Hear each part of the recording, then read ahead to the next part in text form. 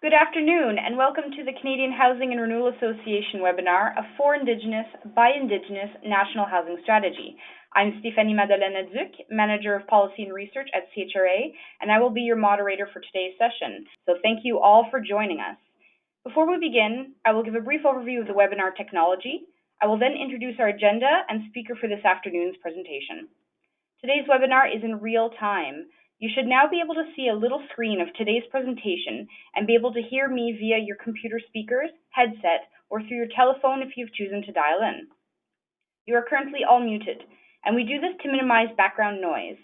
However, if you wish to ask questions, which we encourage you do, you may type your question in the questions dialog box on the webinar control panel at any time during the presentation. We will address as many questions as possible throughout the webinar. I would like to note that while this webinar will be given in English only, we encourage participants to submit their questions in either official language. If at any point you are having problems with the technology, Dominica here at CHRA office is able to help. You can send her a message through the chat dialog box on the webinar control panel, making sure you select Dominica as the recipient. Moving on to the agenda for today. This webinar will provide an overview of the For Indigenous, by Indigenous National Housing Strategy, as well as discuss the CHRA's and the Caucus Working Group's advocacy for greater inclusion of urban, rural, and northern Indigenous housing. The Federal National Housing Strategy launched in November 2017, committed to working toward co-developing 3 distinctions-based First Nations, Inuit, and Métis Nation housing strategies.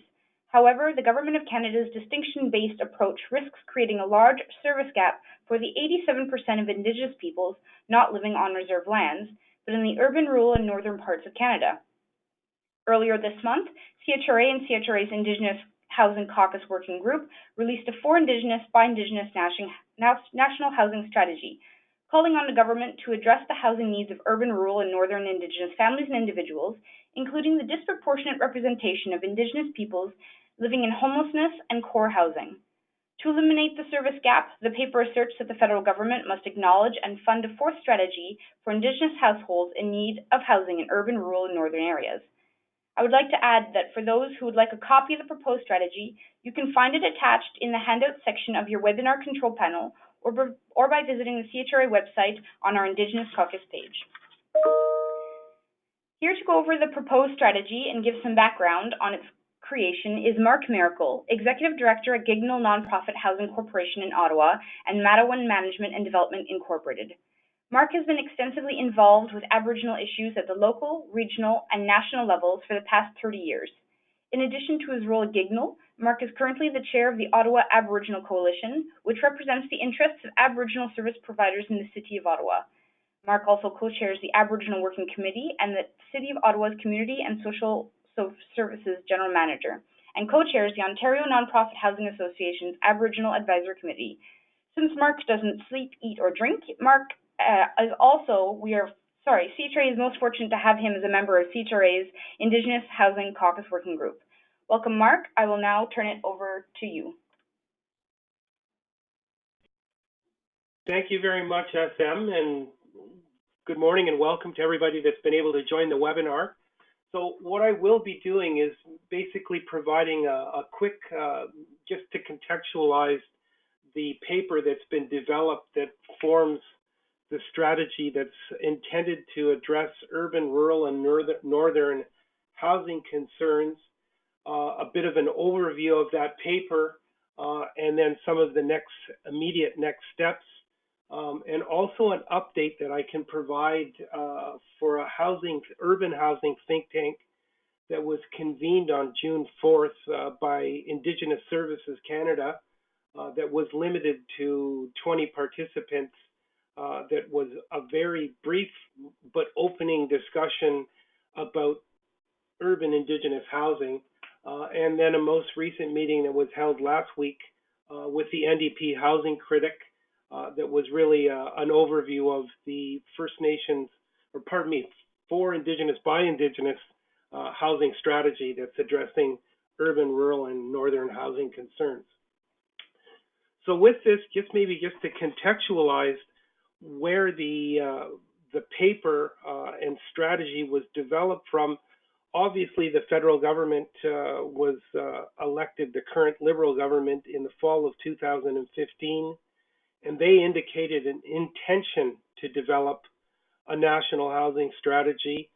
And 2016 was really about a scoping exercise by government to begin or engage with people in housing interests and starting to formulate a federal budget that was beginning to address some core housing need. In 2017, the federal government was formally engaged with many stakeholders, housing practitioners, certainly the provincial and territorial governments, to develop the framework for a national housing strategy that was eventually announced formally in November of 2017. Over that time, since the Liberal government was elected, clearly there was an opportunity to talk more about housing on a national scale, but more specifically to talk about housing and how it affects many of the urban and rural and northern housing providers and the constituencies that we represent. So in Caucus Day in Halifax in 2017, there was a very specific focus on what was emerging from the federal government as an opportunity to be part of an Indigenous housing strategy at the federal level. And out of that Caucus Day, we formalized a position paper in June of 2017 that was submitted to CMHC and the federal government in consideration of our interests and capacity as housing providers in a more urban and rural context specifically. So at Caucus Day this past April, on April the 24th, that position paper that we've developed was refined into this for Indigenous by Indigenous strategy that, as I mentioned, was presented to Caucus. And it was really a position or approach that was accepted by delegates. And we were also identifying the creation of a national housing center that I think in large was accepted in principle, but clearly there needs to be more engagement, more discussion, more direction needed from Indigenous housing providers specifically.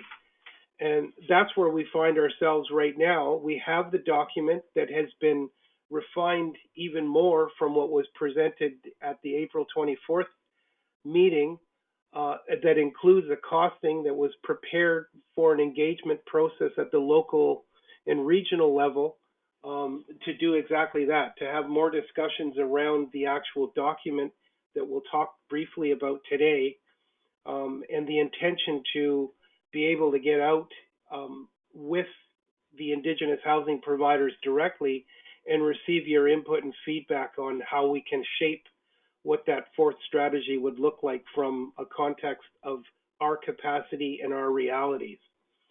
I will say that the document itself has been presented to government during the week of June the 4th. So a copy's been provided directly to Minister Philpott, and we have a request to meet directly with the minister to have a wider discussion about our intentions. So the actual for Indigenous by Indigenous national housing strategy is, I believe everybody has a copy or can see the document, or you can certainly access it through CHRA's website. Has an executive summary that really talks about it speaks to the demographic reality of Indigenous peoples here in Canada. Up to 87% of Indigenous people in Canada do not reside on a reserve. So we're certainly the elephant in the room when it comes to talking about housing, Indigenous housing. We are shaped by an extremely young population. In fact, 50% of our population is under the age of 25. So from a policy point of view, in terms of developing housing that's going to be able to respond to real need, We need to take that into consideration, as well as an emerging seniors population. And clearly, a severe overrepresentation in terms of homelessness. And that is going to be obviously a bigger part of the discussion in terms of creating safe, affordable housing in order to address more appropriately the issues of homelessness. The paper also talks about the capacity in the urban and rural and northern Indigenous housing sector. Right now, we have up to 110 providers. It represents up to 19,000 rent geared to income units that have been created through the Rural and Native Housing Program and the Urban Native Housing Program, both which ended in 1993. So come up to 2018, we've come a full generation down the road with no real intended new capacity, new housing to address concerns. There has been examples of that over the years. Certainly the First Nations, Inuit and Métis and Rural and Native Housing Program in Ontario that was an outcome of the Urban Housing Trust Fund or the Indigenous Housing Trust Funds that were created in 2006 federal budget resulted in new construction and renovation for off-reserves, urban and rural housing constituents in Ontario. So we have a long-standing history. Those two programs that I mentioned previously go back to the 70s. So there's a long-standing history, certainly a lot of capacity that's been created in terms of administration and maintenance capacity. We have an independence governance structure in all of these housing corporations and relationships in our community with funders, with institutions, and obviously some of the bigger challenges that we want to face in our approach to a fourth strategy is addressing core need and eliminating the gap that exists between Indigenous people and mainstream people in terms of that core need, and also the creation of a national housing center that can really provide leadership and national oversight in terms of accountability and implementation of the housing programs and make sure that they're available to our constituent housing providers so that they can better address the realities at the local level. So also with the Phoebe document, as I said, we did cost that out. So there is a proposal that's been presented to government. We're still waiting to hear specifically back on our paper. And as I said, I had an opportunity. There was a think tank on urban housing convened by Indigenous Services on June the 4th. As I said, it was limited to 20 participants. There were 3 advisors from Minister Philpott's office, as well as the Deputy Minister for Indigenous Services, the Senior Assistant Deputy Minister, and the Senior Director of Housing, all from Indigenous Services Canada, as well as representation from CMHC and Employment and Social Development, the federal government department that's responsible for delivering homeless funding. There was also an official from the Federation of Canadian Municipalities, and as far as Aboriginal representation, there was somebody from the Aboriginal Savings Corporation, which is really an on-reserve housing home ownership funder. Representation from the Assembly of First Nations, their CEO and their Director of Housing was in attendance, as well as somebody from the Maritime Aboriginal Peoples Council, a representative from the Friendship Center in Halifax, a representative from Tungasuviat Inuit, which is really an Inuit service delivery organization here in the city of Ottawa, and this individual was associated with their Housing First program, So it was more of a service relationship. And there was also attendance from three urban-based housing providers, somebody from Luma Housing in Vancouver, from Kinu Housing in Winnipeg, and Gignal, and that was myself. So that was the composition of the meeting. Some of the four main questions that we focused on was access to housing, a second question around the housing continuum, a third question about housing programming in terms of effective policy and program responses, and then a fourth question that focused on housing programming and partnerships resulting in collaboration and opportunities. So the big takeaways from this meeting was clearly there was an orientation of the questions and the agenda itself, I think, to be somewhat more focused on the urban on-reserve, off-reserve dynamic. And it is a big part of housing in this country. But as I mentioned before, the elephant in the room is the overwhelming size of the urban population. And the other thing that's becoming more and more interesting is the generational urban population that don't necessarily have a home connection with a reserve community, with a Métis settlement, or a northern community. The urban environment that they live in is quite possibly where they were born, where they've been raised, and where they're employed or living, raising families. So that's an emerging dynamic that is not always taken into account. And I think that the department, in their well-intentioned agenda, didn't necessarily focus on the larger urban reality. They were more interested to see whether or not there was some way that the existing agreements that they've struck from a more political perspective with the distinction-based groups, which would be AFN, ITK, the Inuit political organization, and the Métis Council of Canada representing the Métis Nation, has, I think, limited impact in the urban and rural dynamic, the way we're currently constructed.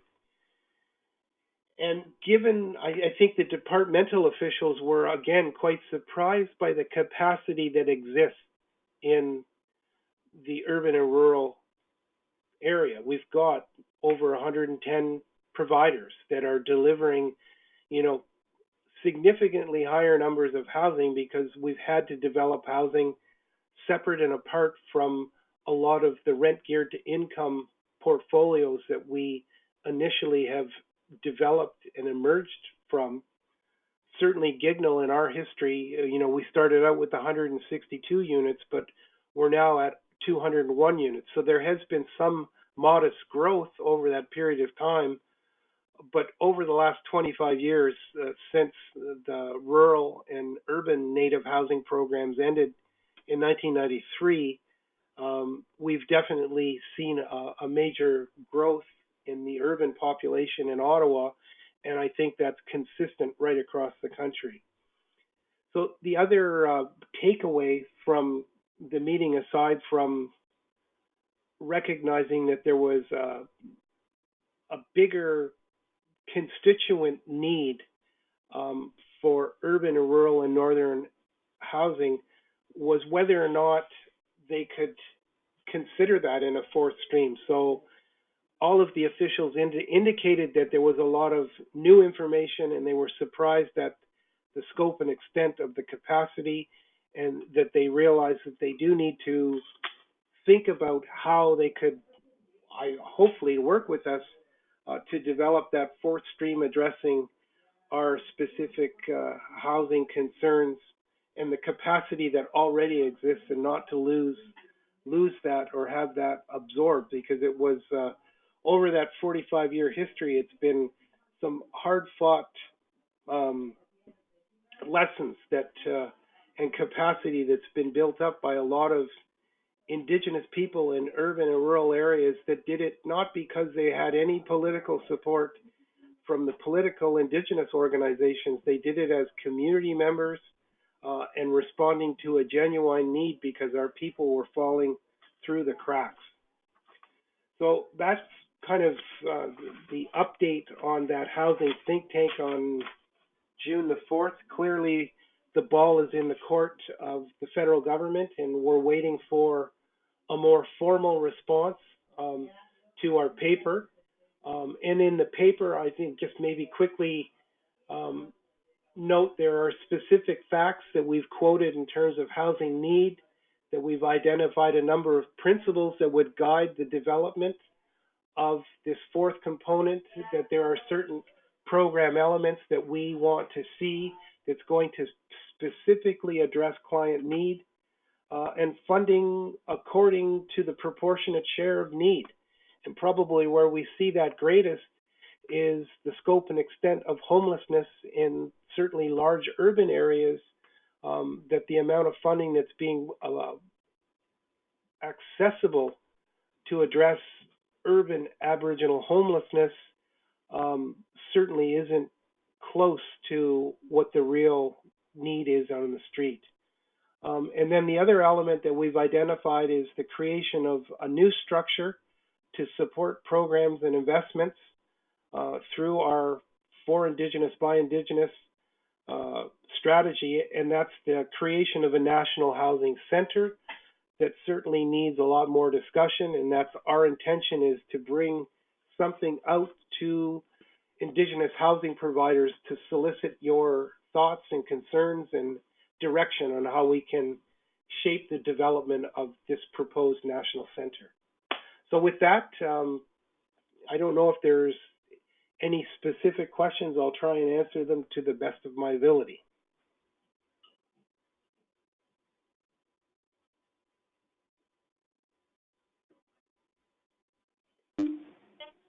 Hi, Mark. So we have received a couple questions here. One is with respect to Jesse Thistle's definition on Indigenous homelessness. Have you or do you plan on incorporating that going forward with CIBI discussions? Can I just speak? Yeah, go ahead. The floor is yours. I'm aware of his definition of homelessness, and I think it's something that's entirely consistent with the principles and values that we've put forward as a collective group. And certainly when it comes to homelessness, we need to also develop more of an inclusion in terms of what we're proposing to do, because at the end of the day, the provision of safe, affordable housing is going to be the biggest part of the equation in trying to redress homelessness in this country.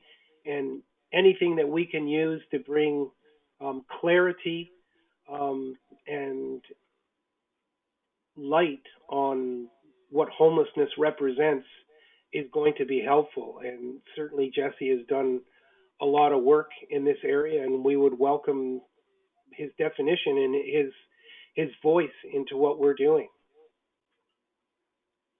Excellent. We've also had a second question. Which ministry has the lead on the Indigenous Housing Strategy? In this case, it is expressly Indigenous Services Canada that has the lead responsibility for negotiating housing strategies as it relates to Indigenous people in Canada. And that would be Minister Philpott, who is the minister responsible for Indigenous services.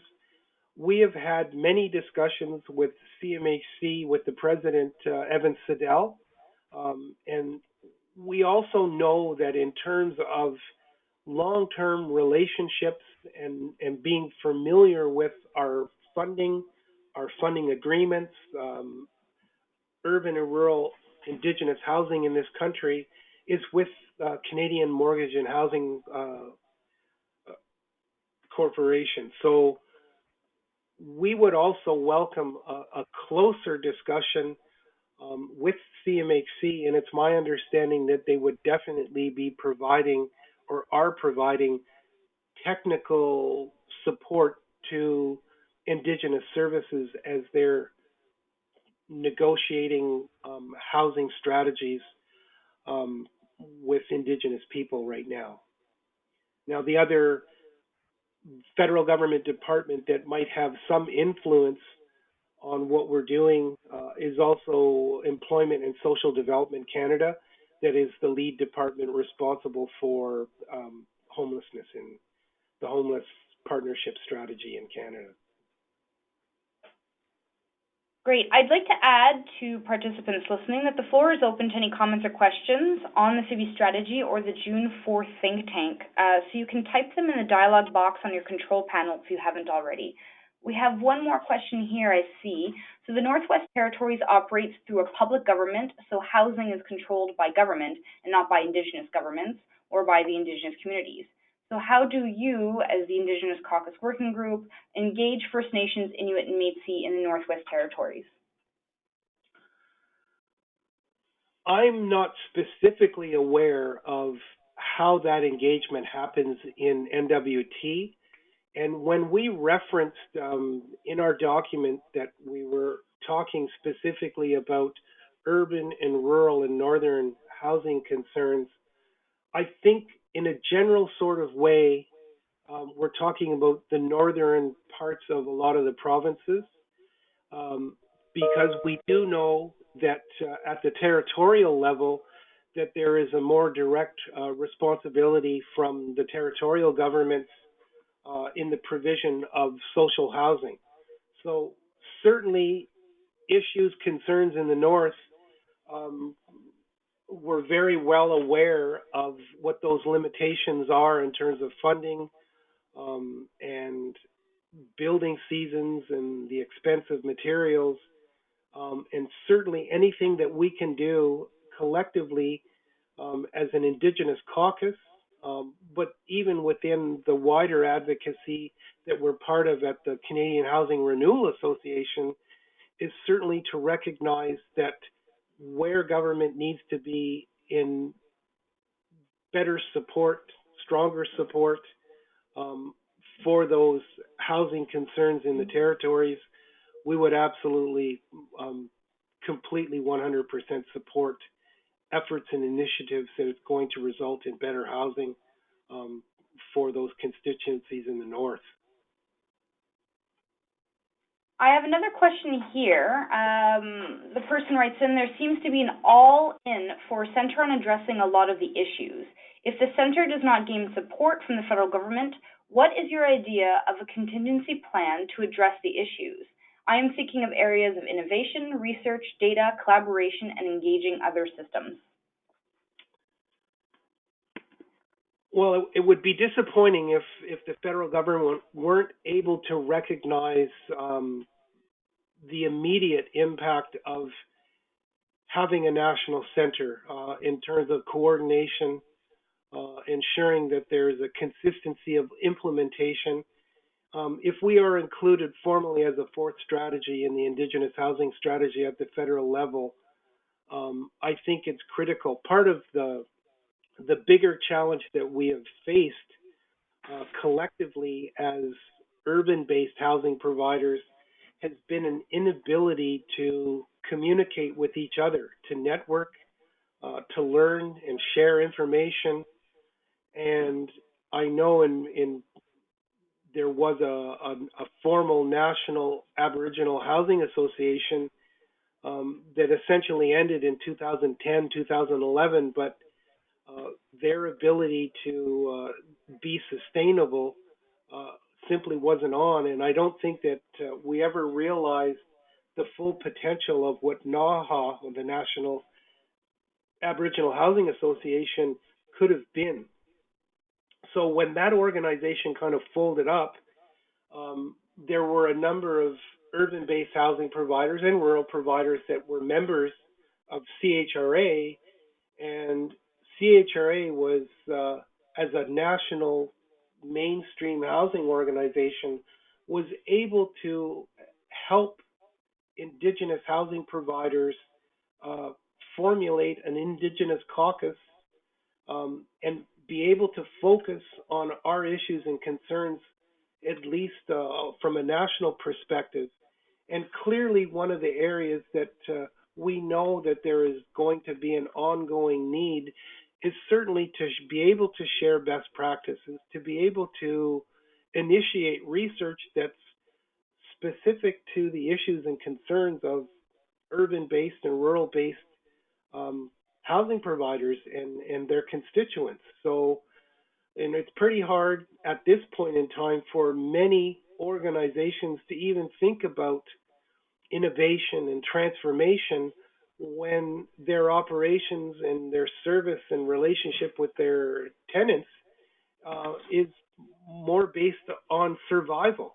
So we've got to move beyond that, and it would be extremely disappointing if we weren't able to create some national capacity that was more specifically focused on Indigenous housing. And the fallback, in my mind, just in terms of an immediate answer, is that we do have the Indigenous Caucus within CHRA, and we do have a working group that works on behalf of the caucus that's a lot smaller, probably 10 to 12 individuals from housing providers across the country that has an intention to follow up on what emerges out of caucus day and action, such as the paper now where we're actively advocating and lobbying for this fourth strategy, and we would continue our work there.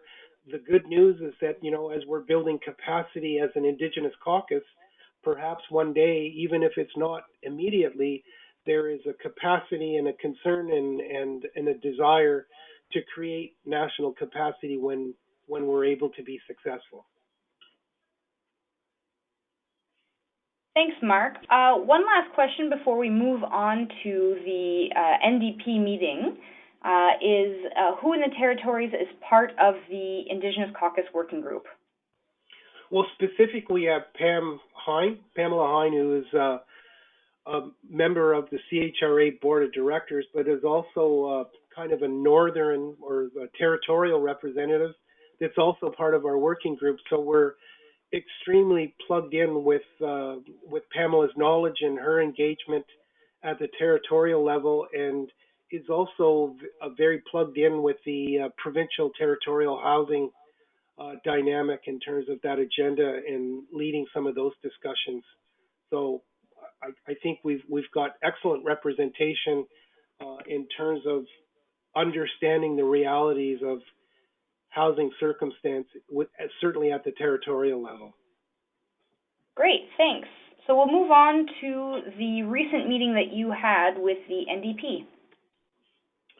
So that meeting was held last week, and that was with Sherry Benson, who's the newly appointed housing critic on behalf of the NDP. I believe she's an MP from Saskatchewan, and we were able to kind of provide her an overview of the For Indigenous by Indigenous document and some of our challenges in trying to have recognition at the federal level. So I think she's been helpful and very eager to learn more about our issues and concerns, and I think she can be an advocate moving forward to make sure that at least through the political process that we're given fair and equal consideration as the federal government develops a formal Indigenous housing strategy that we insist should include urban and rural and northern housing concerns.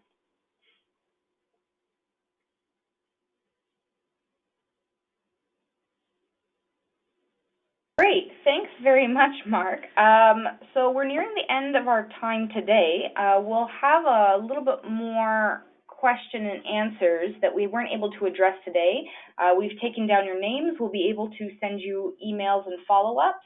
If anybody else has any questions, you can pop that up into your questions dialog box on your control panel. Okay. So before we conclude, I'd like to bring your attention to a recent resolution passed at CHRA's annual general meeting. In April, CHRA members unanimously passed a strongly worded resolution supporting the development of an urban, rural, and northern Indigenous housing strategy. This resolution calls on the Government of Canada to develop a strategy that would set forth an objective of raising the standard of Indigenous housing to that of non-Indigenous Canadians within the next 10 years. CHRA's priority advocacy objective in 2018 is the inclusion of a FIBI strategy that builds on the measures contained in the National Housing Strategy, including a commitment to develop an Indigenous housing strategy. As Mark illustrated, over the past several months, CHRA and the Caucus Working Group have been communicating the need for a distinct strategy for urban, rural, and northern Indigenous peoples to the federal government. However, we cannot do this alone, and we need the voices of individuals and organizations working in housing and homelessness to extend their support to Indigenous housings as we encourage organizations to officially endorse CHRA's resolution supporting an Indigenous housing strategy. CHRA firmly believes that a robust Indigenous housing strategy should include recognition of the growing need for culturally connected and adequate housing for urban, rural, and northern Indigenous peoples, with a view of housing as an integral part of reconciliation. Housing forms a foundation for vibrant Indigenous communities and remains a positive determinant of health and mental well-being, education, early childhood development, and employment. So a full copy text of the resolution has been included in the handout section of your webinar control panel. If you'd like to add your organization's support to this resolution, you can get in touch with me, Stéphanie Madeleine-Leduc, and we will recognize your organization on our CHRA website. My contact information will be found in the follow-up email to this webinar, which you should receive later today.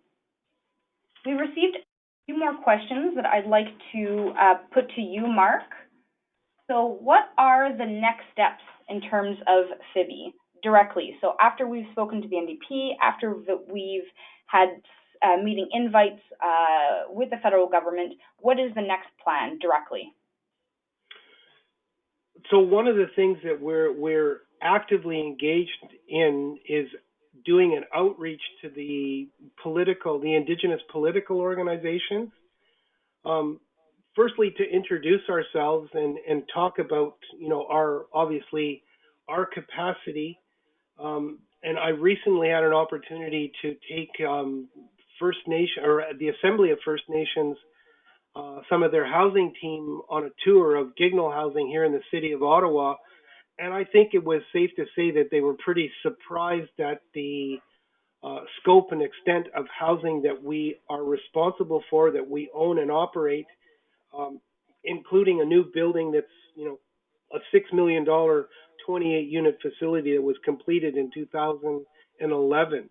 So there's examples of, seniors housing that we have within our portfolio, new construction on an existing RGI portfolio that has all the challenges in terms of scattered units in the city.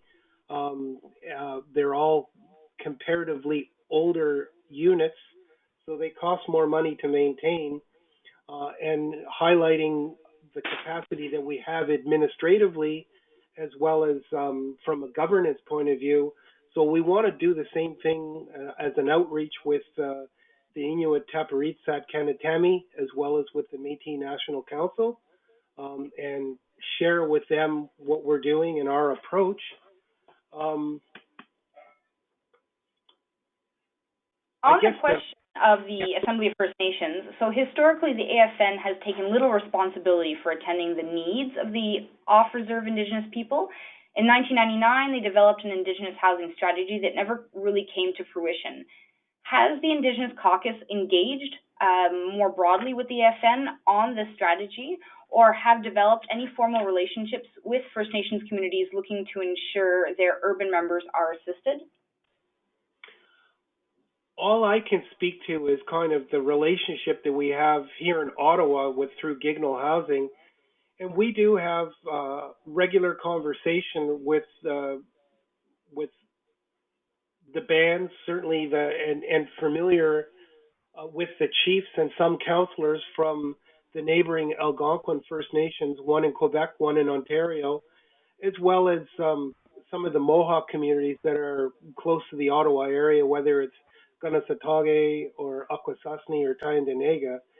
But it's not something that's formal, it's informal. We do a lot of outreach to First Nations communities to at least advise them that there is a housing provider here in the city. So if you're coming into the city, you won't be unfamiliar, that you have a contact with respect to housing, and try as much through coordination and through a website with our Indigenous coalition, which is basically 11 service providers here in the city. So there is more intention to make sure people are aware, but on the housing side, I would expect it's a similar type arrangement in many communities across the country where people, neighboring reserve communities, are aware of who's providing housing in certain cities or smaller towns, and connecting their people with them when they go into those urban environments. So, I mean, again, it's something that we would encourage and look forward to building relationships, but I don't think it's something that's being done intentionally. And I think some of the frustration that we have is when the larger political organizations make the statement that they're representing their off-reserve constituents, but quite often we don't see how that's being realized or certainly implemented in terms of that representation connected with actual access to a service or a program or an outcome. One last question here, Mark. So the federal government has a call for proposals that will fund innovation and partnerships. Would it be of the interest of the Indigenous Caucus to look at applying to those funds to build a larger national profile that includes the territories? We would be crazy not to consider that as an option to amplify our voice and our issues and concerns. So yes, I would say that's absolutely an area that we need to consider. The other thing that I did want to mention that I apologize is that BC Housing just announced on Monday a program that's going to provide housing or provide funding for housing both off reserve as well as on reserve. And what's interesting to note that this is probably, that I'm aware of, the first time that a provincial government has extended housing funding to on reserve. So, I mean, it's certainly commendable that you've got a provincial government that's stepping in to help fill a void of lack of funding for housing. But I'm also mindful that and hopeful that they're not stepping away from the bigger provision of housing to the urban constituents, because again, that's the elephant in the room. You know, well-intentioned, but I don't know how far this extends, and if this is going to diminish. If it's new funding and the pot is growing, the pie is getting bigger. Certainly, the need and demand is there, but I just wanted to let people know that there is something new that's clearly emerging in terms of BC and the opportunity to access housing funding that also has an application at the reserve level. Great.